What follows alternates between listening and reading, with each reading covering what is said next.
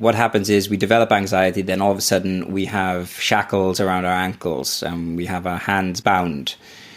And if this lasts long enough, we start to identify as someone who just is immobile, right? We just consider ourselves to be lacking the ability to move well, and that becomes who we are. We might even see ourselves as crippled in some way, right? We just physically can't move the way we would like to.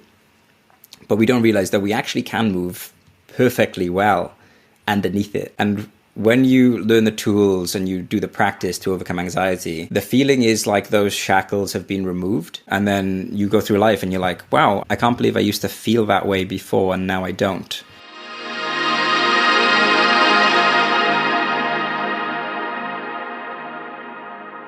Welcome to this anxiety masterclass.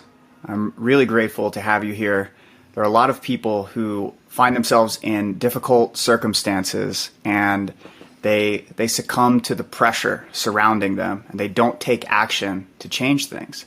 So the fact that you're here willing to directly confront your anxiety, I think that says a lot about you. I really appreciate you spending time with us, and I know my colleague John appreciates it as well. John is one of my colleagues at High Existence. He's a practicing Stoic. He is also a jiu-jitsu aficionado, and probably most importantly, he's a father. These are all deep and important aspects of John, but today we're going to be focusing on his role as an anxiety educator.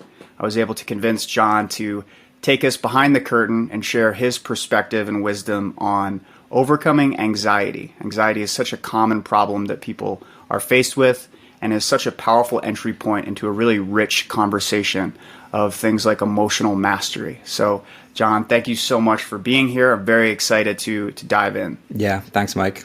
Super looking forward to sharing any useful ideas and tips and practical methods that I have to help people overcome anxiety. I'm very excited as well. So there's a bunch of questions that I want to cover with you in this masterclass. I want to talk about the traps that keep people stuck in anxious patterns. I want to talk about what's possible on the other side of anxiety. And if you're someone who struggles with social anxiety, as many people do, I want you to pay special attention because we're going to have some good material for you to overcome the barriers that keep you from having the social interactions that you would like. So let's dive in. My first question, just so we can get clear on terms, what is anxiety? When we're using this word, what experience are we even talking about? What does anxiety mean? So anxiety is essentially a form of maladaptive fear. So fear typically is a rational response to immediate danger, whereas anxiety is the combination of fear plus uncertainty. And because we don't have the data that we need to accurately assess the potential danger, our brain kind of goes into overload and we start thinking that everything could potentially lead us to catastrophe. And so it leads us to freaking out about small things, freaking out about things that might happen in the future. And someone who has anxiety is essentially preoccupied with this idea that something dangerous or threatening is going to happen to them. And it's a very difficult state to be in. It's very resource intensive. It really draws a lot from us. We have kind of tunnel vision when we're in it. And when I used to suffer with anxiety, I couldn't hear people who were talking to me when I was going through a kind of an anxious episode. And it's nature trying to help you. It's like nature's wiring that has existed for a long time that's trying to serve you and try to keep you alive. But it's kind of gone wrong. And so this once good thing has now become inefficient and is causing you to suffer unnecessarily. So, John, you're speaking from rich experience, not just the deep investigation and research that you've done to become an anxiety educator, but also your own personal healing journey and experiencing pretty severe anxiety. Could you share a bit about your personal experience when you were going through these bouts of anxiety? What was it like? Well, I've experienced quite severe forms of anxiety, and it's covered the whole spectrum from social anxiety to panic attacks, hypochondria, fear of confrontation, hypervigilance. Like the full spectrum of anxiety is something that I've experienced. And when you're in the middle of a truly anxious episode, it's like as if the world starts collapsing in on you. And the way that you think now, right, as you go about daily life, if you're not experiencing anxiety, is that you have maybe 5 to 10 things you could choose to think about, choose to do, right? You feel like you have these options available to you. When you're in the middle of an anxious episode, you will have one option available to you mentally. It's screaming at you and it's saying, escape this danger. And every part of your body is also screaming in at you. And it's very difficult to override this really intense feeling. And it doesn't matter if someone is talking to you, it doesn't matter if someone's giving you good advice in the moment, you can't help but ignore it because your entire body is screaming, get out of this situation, avoid, avoid, avoid, avoid, flee to safety, flee to safety. And you can also be aware that you are thinking irrationally, but it doesn't matter because the will of the body, of your physiology, is so strong that it will just give you this deep unease, and the only way to get rid of that unease is to actually escape. So you could sit there in the moment and be saying to yourself, I don't think this is rational, but your body is screaming, get out of this situation, get to a safe, comfortable place. And then we'll take away this horrible feeling, which is anxiety. In terms of finding specific examples to illustrate how anxiety affected me, there are many things that I could choose from. One in particular, and this is something that really hurt me, right? And I was a film student in university, and I loved watching films. I would go to the cinema. I had a monthly pass, and I sometimes watched 4 films in a day, right? I was really into it, really loved it. And it got to a point with my anxiety where I would go to a cinema and I would feel like there was a serious threat, the potential of serious threat, like a danger in the cinema, right? Because it's dark, you don't really know who's there. And even though there was no evidence of anything being actually dangerous, if someone looked a little bit sketchy, if they were on their own, if they had a backpack on them, something like that, I would start to think about it and loop over what that could mean. And then my attention would go off the movie and start to look at them and what they're doing. And this feeling would build and build and build. And I knew that the only way I could actually relieve this emotion would be to leave. And there were certain times where I had to leave films, and I had to leave public transport, and I had to leave nightclubs, right, and social gatherings, because when you have anxiety, you'll pretty much do anything to get rid of that feeling because it's so uncomfortable. And that might be a more extreme example, but anxiety is quite general, right? So the patterns that lead to it are the same, whether it's social anxiety or whether that's anxiety about something dangerous happening.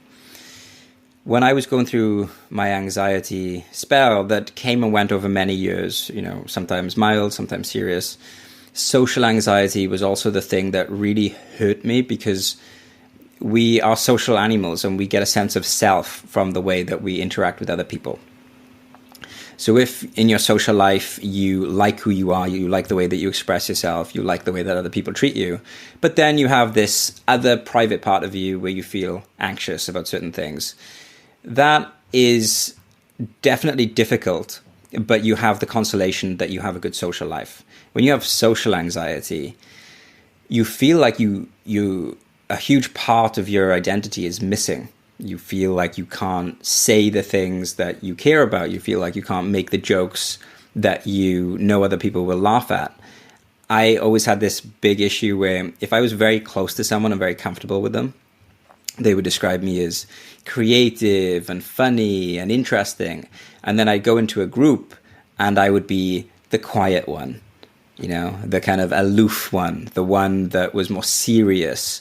And it was painful because there'd be this huge disconnect between who I knew I was and the type of person that other people thought I was because of the anxiety that was holding me back.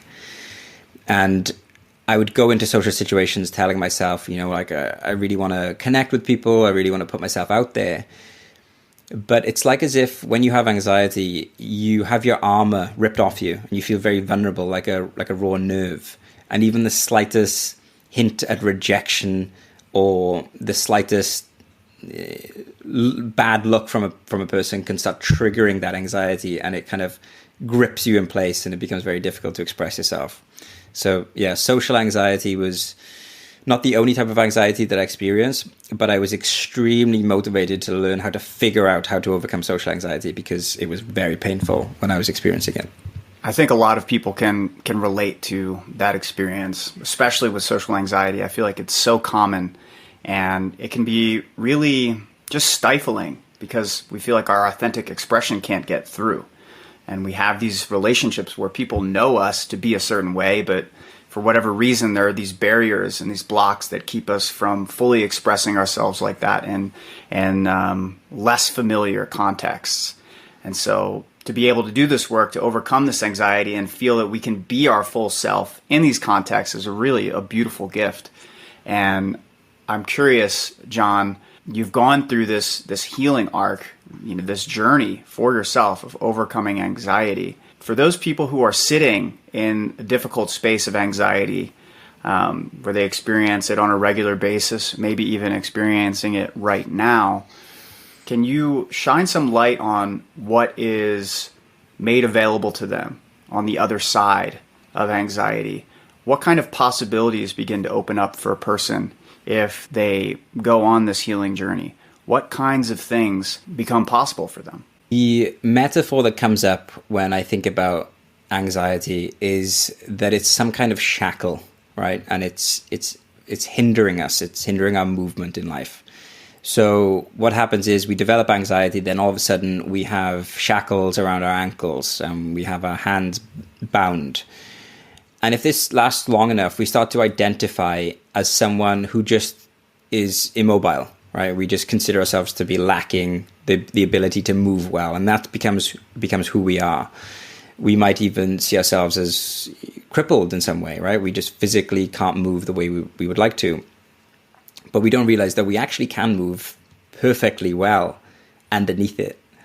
And when you learn the tools and you do the practice to overcome anxiety, the feeling is like those shackles have been removed.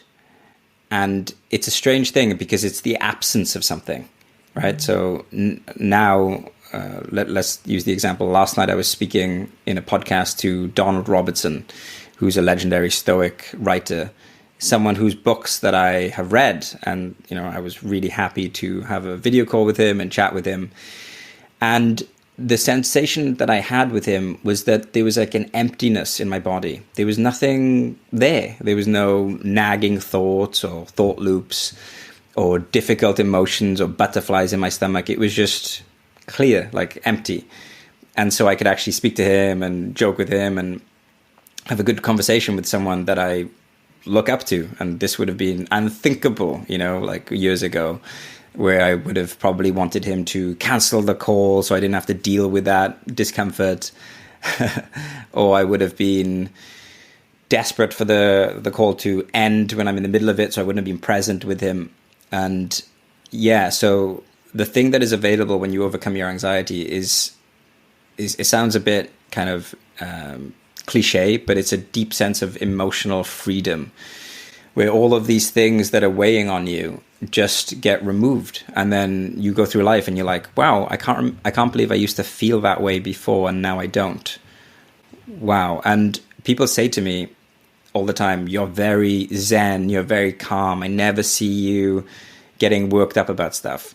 And I tell them, I used to suffer with anxiety, I used to have panic attacks, and I would have been in situations where I would have had to have left situations in the middle of it because of my mind was overthinking, and they find it, almost hard to believe. And now I'm the source of calmness and centeredness for them.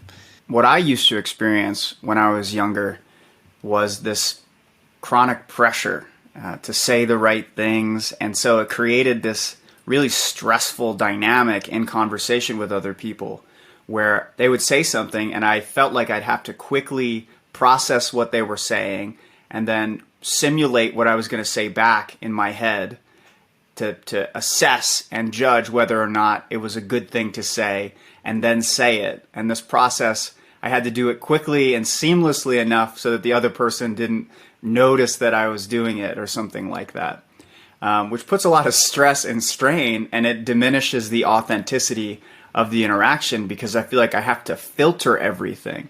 So as I've grown, I feel that I've gotten much more faith in being unfiltered, especially around the people who I've formed relationships with. You can kind of like relax into, there's mutual trust here, and that kind of stuff. But to be stuck in that dynamic where you feel this pressure to say the right thing, it really diminishes your ability to connect with the other person because we're just grasping for validation. We're afraid that we'll say the wrong thing and then they won't like us or this or that.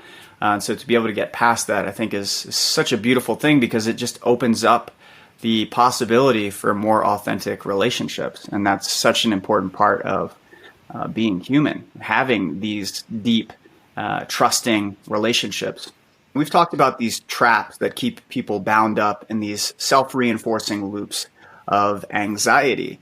And if they aren't aware of these traps, it's very easy for them to sort of keep looping and stay stuck in these cycles, these patterns of anxious thought, anxious emotional experiences, all kinds of things like that. So I want to shine some light on them so that people can begin to spot them, when they're showing up in their own experience. So the first trap that I want to talk about is the personal failing trap. Can you share a bit about the personal failing trap, what that means? So one of the ideas that I learned from the trauma researcher Bessel van der Kolk is that one of the main reasons people tend to end their life when they come back from the war, when they have PTSD, is not the pain of the trauma necessarily, but it's the feeling of isolation that the trauma gives them. It's the feeling of being separate and ashamed and nobody can relate to them. That's the truly painful thing that makes them just want to leave, right? Because if you're in pain, but you have an amazing support network and you feel like people understand you, that's a lot more bearable than you're in pain and nobody gets it and everyone's judging you and everyone thinks that there's something wrong with you. And so when we are struggling with anxiety, we need to be very careful not to say to ourselves that we are a personal failure, that there is something wrong with us. Anxiety is an amazing evolutionary device that has kept us alive and many other animals, millions of animals alive for millions, if not billions of years. It is the thing that tells us when there is potential danger. The problem is with the society that we're living in now, there are certain things that are going on that we were not evolved to deal with. So, as I mentioned earlier, anxiety is essentially fear plus uncertainty. And when we feel uncertain, we look for answers, we look for information to try and get rid of the uncertainty and try and ease the anxiety. But because we live in this information age, it's very difficult when we're feeling uncertain to get clear answers about anything. If you have a health issue and you go and Google it, watch what happens. Your anxiety doesn't go down. It actually goes up because you have thousands of articles telling you thousands of things that you could be suffering with. And so your uncertainty actually goes up and not down. And this is one of the problems of the information age. Then you have things like fake news, which is 6 times more shareable and spreads 6 times more quickly than real news, right? So you have all of this stuff that's populating, which again, does fake news increase your sense of certainty or decrease it? So there are all these things in society that are constantly making you uncertain. News that is designed to trigger more fear in you also obviously doesn't help. And then on top of that, we are meant to live in small tribes, right? This is what human beings were evolved to do, live in tribes of, let's say, 150 people. And now we walk down the street and we're seeing 150 people within 3 minutes and we don't know any of them. Of course, that's going to be triggering certain patterns in us if we haven't learned to deal with them that could cause anxiety. And so we need to be careful not to tell ourselves that we have personally failed when we're struggling with anxiety, to realize that it's actually a very useful adaptation that human beings have. But because of certain experiences that we've had, certain lessons that we've taken from life and the environment that we live in, this anxiety for many of us is triggering in the wrong contexts and in the wrong amount. How does the personal failing trap increase feelings of anxiety? So let's go beyond just the inaccuracy of the personal failure myth and actually look at how that belief that we have personally failed if we struggle with anxiety is actually making our anxiety worse. So people with anxiety tend to avoid things, right? And when we avoid things, according to the exposure model of anxiety, we become more afraid of them, right? Because courage and bravery is something that we have to practice. And if we don't practice it in the face of certain things, then the skill atrophies and we become less courageous, right? So one of the important things when we work on our anxiety is that we have to at least turn towards it to some degree. Well, if we consider ourselves to be a personal failure, then how likely are we to share our anxiety with other people? Right? If we feel this sense of shame that there is something wrong with us, are we going to tell people in our support network that we're struggling with something? Or are we going to hide it and avoid those types of conversations? And by avoiding those types of conversations, you're not going to be developing a support network. So let's say you have social anxiety, but you're not telling anyone you have social anxiety. You're now hiding things. You're now not being authentic. You're now not practice being vulnerable to other people. And so you again start to live this double life. There's this secret inner world where you're struggling and you have all of these quote unquote strange feelings that other people won't understand if you tell them. And then you have the false version of you in social situations. And that divide is very painful, and it's not the recipe for a good life, and it's certainly not the recipe to overcome anxiety. So the personal failing trap is just one of the traps that someone can get stuck in. There are two more traps that I want to discuss with you in this masterclass, John. The second one being the avoidance trap. Can you share a bit about the way that avoidance can cause more anxiety when someone believes that it's actually the path to dealing with their anxiety? Can you tell us a bit about the avoidance trap? When you're in the middle of an anxious episode, you have this deep sensation that the only way to relieve those difficult and unpleasant sensations is to avoid the trigger, right? So in my own case, if I was struggling with a fear of confrontation and I was out at a bar and a fight broke out near me, my body would be screaming to me, just leave the bar, just get out. Like, just get out of this place. Doesn't matter what you do, doesn't matter what you've done, it doesn't matter how much you spent on your drink, doesn't matter who you're with, get out of this place now. And the body is screaming that and screaming that, and the mind looks for the door, looks for the exit, and you want to escape it. And when you do leave or get away from the trigger that is the source of your anxiety, it's not always as easy as just walking away from it. It depends on what the trigger is.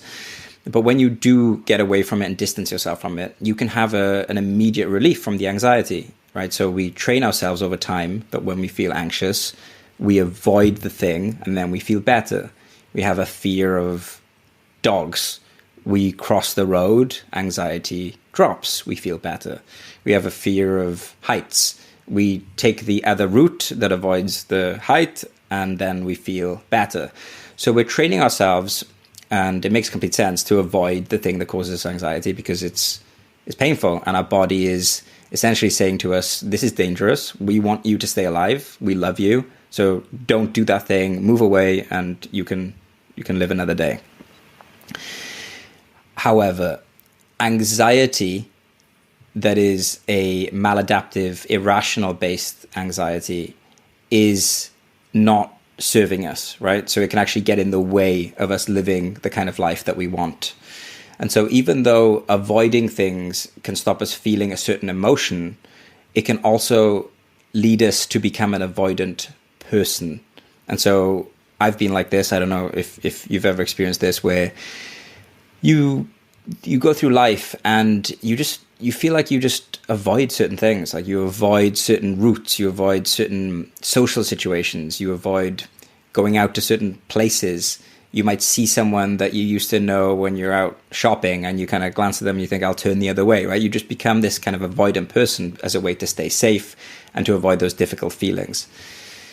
But this is not the path to healing. How could it ever be, right? So if you have a fear of heights, how can just avoiding heights for the rest of your life ever help you get over the fear? It can't.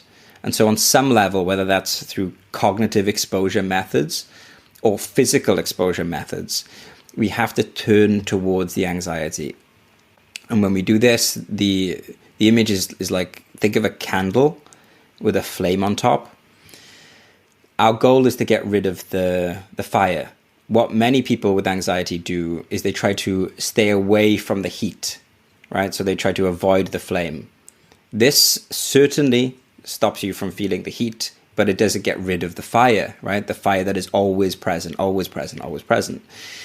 So maybe we get this idea that we should throw water on it or we should throw sand on it, but we can't do that because we're too far away from it, right? Because we're avoiding it. And so the actual solution, according to the exposure model, is that we actually add more fuel to the fire. We make the fire burn brighter. And when we do this, the wick will burn down and the flame will cease to exist. And that's how we permanently get rid of our anxiety, is by actually turning toward it, and then the anxiety itself will burn itself out. It will sort out what's irrational and rational, and that is the way you make lasting changes. Now, there are lots of different ways to go about that, lots of different techniques and tools, but in a nutshell, that's the overall idea with the avoidance trap. You're never going to truly live the life you want if you're avoiding things all the time. Yeah, so there's this idea, I'm not sure what the origin of the idea is, but you have this perspective of managing triggers. Oh, this is what triggers my anxiety. Now that I have this bundle of things, that's progress, right? Now I know what's triggering it, so I can just avoid those things and then remain untouched by these anxious feelings. But what I hear you saying is that those triggers don't remain static. They can actually grow over time because the avoidant behavior is actually confirming our irrational beliefs about those things, increasing the fear that we live inside of. Am I understanding you? Am I hearing you correctly? Yes, absolutely. So there's a part of ourselves, our psyche, that is always watching ourselves, watching our behavior, watching how we interact with the world, and making conclusions based on our behavior. And so if you constantly avoid certain things, on a deep level, a part of you will make the conclusion that there's a reason why you're avoiding it, and that the reason is that it's a terrible thing. So let's just say you have a fear of dogs. You avoid one dog, right? You feel a little bit better. You avoid 20 dogs. You feel better. The same feeling every time. When you've avoided 100 dogs, 200 dogs, you've really cemented deep down. You've encoded this idea that dogs are to be avoided. They are a major danger. Maybe it started off because a dog barked at you, a very mild anxiety, right? So you just thought, oh, I don't like that. I'm going to walk away from them. But the more you repeat that behavior of avoiding, the more your brain thinks there's a reason for you to avoid that thing. And essentially a dog then becomes this symbol of danger, the symbol of terror. And your anxiety will be worse around dogs then because of that. So, John, we've touched on the avoidance trap. We've touched on the personal failing trap. Now I'd like to talk about the elimination trap. And I think this is a really common disposition, and this is also, it's a very important thing to reframe. Can you share a bit about what the elimination trap is? So the elimination trap, in my opinion, is the most important trap because this underlies our whole conception of anxiety and ourselves. So many of us feel that anxiety is something that we need to get rid of, right? And it makes sense because, in modern medicine, if you have some kind of infection or some kind of physical ailment, the aim is to take a pill and get rid of it. So when we have anxiety, it's like, okay, how can I cut this out? How can I take a pill or give me some kind of quick fix that will just remove this bad thing?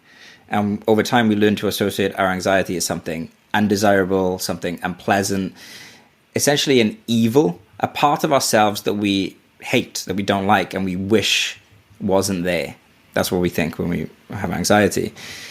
The problem is with this elimination myth is that you forget to realize that anxiety exists for a reason. And the reason is a very important one. The reason is that it keeps you safe.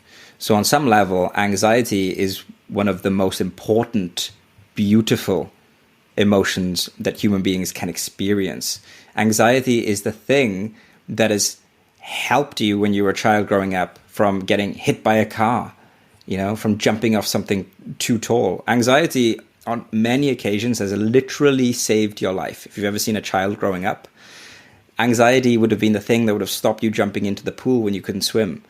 Anxiety is an amazing emotion. And when we have anxiety and it's a problem for us and it's stopping us from living a full life and it's making us feel stuck, the way that we overcome it is not by saying, I hate this part of me and I wish it didn't exist and I want to just cut it out and kind of like shoot it.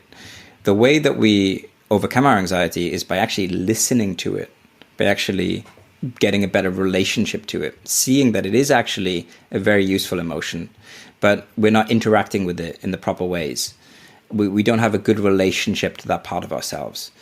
And the image that I like to use is this image of a guard dog, right? So a guard dog that is a good guard dog sleeps through the night, and when there is a legitimate threat, starts barking, wakes you up, you call the police and everything's great. A guard dog that hasn't been treated properly, perhaps by previous owners, is going to be barking at odd times throughout the night, is going to be waking you up, is going to be stressing you out. And one way you could treat the guard dog who isn't acting properly is by shouting at it, by telling it to go sleep outside, by punishing it, by saying, I wish you weren't here. And that's not going to improve the emotional life of the dog, right? So instead, what you do is you start caring more for the dog, listening to the dog, retraining the dog so that it does its job properly. So it's not about cutting out anxiety, it's about retraining anxiety and listening to it. And so when you feel anxiety, what's happening is there's a part of you that is screaming, danger, danger, danger. And if you try to push that down or not listen to it, or have resentment towards that, it's not going to really get rid of it. In fact, it could actually make those emotions louder and more intense. But when you turn towards it and you start listening and you start showing compassion towards that part of you, that's when the voice of the anxiety may start to die down. And that's the beginning of developing a good relationship with that part of yourself. So some people might be watching who have tried to overcome their anxiety in the past and have failed to see significant results and are still struggling with it. Maybe they even experience it more intensely than they have before. With everything that's going on in the world, you can see that, sort of you have the post-pandemic anxious spikes, the dislocation that people felt from community, all these other contributing factors, the polarized media, all of this stuff that sort of piles on top of the triggering of this natural response that's occurring in the wrong context because we're actually safe in reality, but we feel deeply unsafe. Is this possible? Can you really overcome anxiety? Can you release the control, the grip that anxiety has on your life? This is something that is available to people. This isn't a pipe dream. This is something that you can really, truly accomplish if you have the right tools and techniques. Yes, 100%. It's like, when you ask me that, it's like you asking me, can you learn to do anything? Can you learn a new skill? Can you learn to play guitar? Can you learn some words in a different language? Yes, of course you can. Like, you absolutely can. And anxiety is essentially just something that you've learned. It's a process. It's a habit that you've picked up, and it's just getting in the way. So you have to relearn how to relate to the environment, to your own mind, to your thoughts.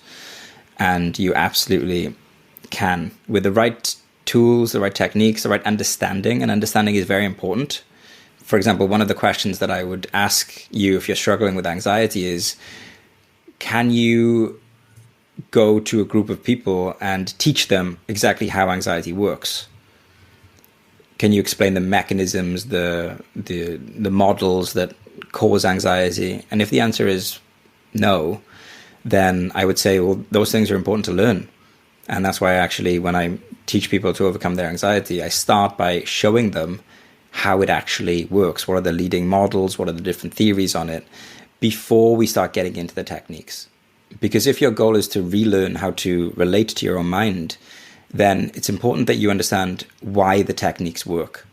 It's all good and well me giving you a technique, but it's much better if I give you a technique and you know when you're doing it exactly how the technique is working. So we've talked about the different traps that can keep someone from making progress and overcoming their anxiety. The personal failing trap, the avoidance trap, the elimination trap. And the real natural question that opens up now is, well, how do I navigate around these traps? What is the path to truly healing my anxiety, to integrating it, to relating to it differently so that it no longer controls me, and instead it works with me and it is functioning as a part of the broader set of tools that I am equipped with as a human being. So how do we navigate around these traps to a place where we feel like we have a handle on our anxiety and anxiety doesn't have a handle on us? And so that's what we're going to talk about in the next video. But before we wrap this one up, John, I wanted to give people an exercise they could do while they wait in between these videos. And a real common thing that people struggle with, particularly those who struggle with social anxiety, where they get mind blank, where they're unable to have an effortless and free-flowing conversation. And it just like impairs their ability to just engage with casual conversation, causing them to be a little bit more quiet and withheld than they would normally be, or that they would like to be. They'd like to be a bit more expressed. Do you have an exercise or an activity that someone could do to work with overcoming mind blank so that they can have these effortless, free-flowing conversations with people that they're meeting? So mind blank is a beautiful demonstration of these three myths in action, right? So if you look at, you're in a social situation, you start talking, then all of a sudden you run out of things to say, you feel stuck. You're now a personal failure, right? There's something wrong with you. You can't speak. The words are not coming to you, right? So you feel shame about that, which does what? Makes it harder for you to speak. It makes it harder for you to socialize, right? Because the personal failure myth is sustaining the anxiety, even intensifying it. On top of that, you have this avoidance, right? Because you are saying to yourself that you don't like the situation that you're in. You wish you weren't experiencing this. And so perhaps you decide to not speak, right? Like if you're experiencing mind blank, why try to keep talking when you're going to fail? So instead you withdraw, you start to avoid the trigger and you become the quiet one all of a sudden. And then you have this relationship because of these two things in action that this is, again, like a terrible thing. You wish you didn't have mind blank. You wish you could change it. It's like a dreadful thing that you wish you didn't experience, okay? So there are these three myths that are there when you experience a mind blank.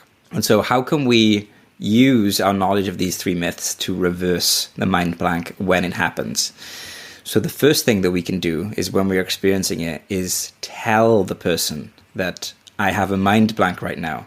Okay, so we share it. We're not a personal failure. We lean into it. Hey, I have a mind blank right now. You just put it out there. That's it. Because even if you don't have a million interesting things to say, there's one thing you definitely can say, and that is, I'm having a mind blank, because that's the thing you're telling yourself anyway. So you just put it out there. When you do this, you also try to imbue it with an energy of playfulness and fun. Like, I don't know why this is happening. It's kind of strange. I don't have anything to say. My mind isn't coming up with words. And so you stop avoiding the situation. You stop feeling the shame. And instead of trying to get rid of the mind blank, instead you actually stop trying to eliminate it and actually tell people, I'm probably just going to be here for a while. I don't have anything to say. I'm just stuck here, and that's okay. Do you mind? Is that okay? And you can find your own method of doing this, but what we're doing bit by bit is we're showing more compassion to ourselves. We're leaning into the situation. We're owning up to it. We're expressing it. And maybe you're only meant to have a mind blank for about 2 seconds, but when you have anxiety about the mind blank, that's when it goes from a 2 second mind blank to a 2 minute mind blank. When we can start relaxing into it and talking about it and expressing it and finding it kind of curious. Oh, this is interesting. This thing is happening right now and I don't really know why, but I can't think of anything to say. Then you'll actually start to relax and you'll find that you actually have a lot of things to say. So in summary, the next time that you experience a mind blank, make it a knee-jerk reaction to tell whoever you're talking to that you have a mind blank and try to find it amusing, try and find it light or playful. It's okay. I love that. And it makes me think of how refreshing that could be. When we remember that we're not alone in our anxiety and these experiences, and that most people have had a mind blank in their life. Some people have them quite frequently. So to be able to voice that and be honest about that can be so refreshing and can be an invitation to deeper intimacy with this person that you're talking to. So you could find that where in the past having a mind blank was an impediment to connection, when you have this reaction, it can actually strengthen a connection. It can bring you closer because you're honestly detailing your internal experience. And oddly, the paradox is you take the blank and you make that the conversation piece. So there's still motion that's happening. I feel like mind blanks happen more likely when we're trying to massage our expression into a certain form so that we'll be liked and seen in a certain way by someone. And then we're afraid that we're going to be seen negatively. And then we scramble, oh, what am I going to say? And then we seize up and we freeze up. But if we're just being honest and detailing our experience and still being playful with it, that can be a really powerful invitation for the other person. And the more that we do that, and now we learn, oh, it's okay to have a mind blank. That's no problem. This isn't some, social suicide. This isn't social annihilation. I'm not going to be laughed, out of this conversation. No one's going to point their fingers and bully me because I have a mind blank. It's completely okay. And just forming that relationship, to the experience of having a mind blank, I imagine is going to dramatically decrease the instances of a mind blank. So I love that share, John. Thank you very much. When you listen to this tip, you might be thinking, well, I couldn't possibly do that. People would think that I'm strange or bizarre. People wouldn't like me, right? That's one of the things you're thinking about. But let's flip it back on you, right? Imagine if you and I are in a conversation. You tell me your entire life story, everything that you've been through. And my response is on the outside, oh, okay. Internally, I'm struggling to find something to say back, but I can't. But on the outside, I say, oh, okay. Versus you tell me your entire life story, and my response is, I did listen to everything you shared. I really did. For some reason right now, I can't think of anything to say back. It's really weird. I sometimes get this block and I can't express it, but I really did. I hope that's not offensive. I really did listen to everything you said, but it's really bizarre. I feel a bit blocked with finding the words to reply to you. Which of those responses leads to a nice interaction and a nice relationship, right? Because there are so many different tangents that you can go on with that kind of response. Like, oh, interesting. So what's going on right now? Are you trying to think of a question to say, and then you can go from there? Yeah, it's obviously the second one.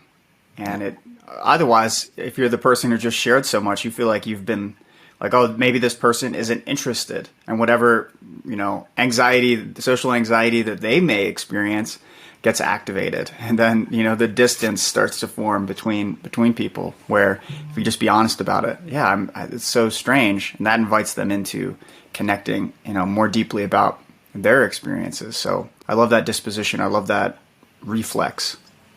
So in the next video, we're going to be talking about the alternative path that you can take that avoids these traps, the elimination trap, the avoidance trap, the personal failing trap, so that you can actually treat this process of working with your anxiety as something that is incredibly important and significant and meaningful, and that you should feel proud that you are pursuing this path. This isn't something to feel shameful about. This is something you should congratulate yourself for having the willingness to confront this.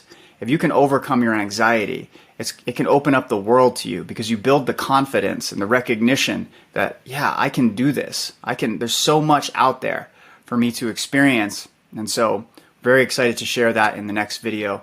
John, any parting words before we wrap this one up? The fact that you have made it through this video is incredible. I think one of the most important things that any of us can have as the starting point for overcoming anxiety is the drive to overcome anxiety, is the persistence and the desire to learn. So thank you for following this video till the end, and I'm really excited to get into the next lesson with you. We hope this made a difference for you. We're curious, which of the 3 traps, the avoidance trap, the personal failing trap, the elimination trap, which has been the most difficult for you to wrestle with? We'd love to hear from you in the comments below. Thank you for spending time with us today, and we can't wait to share more with you in the future.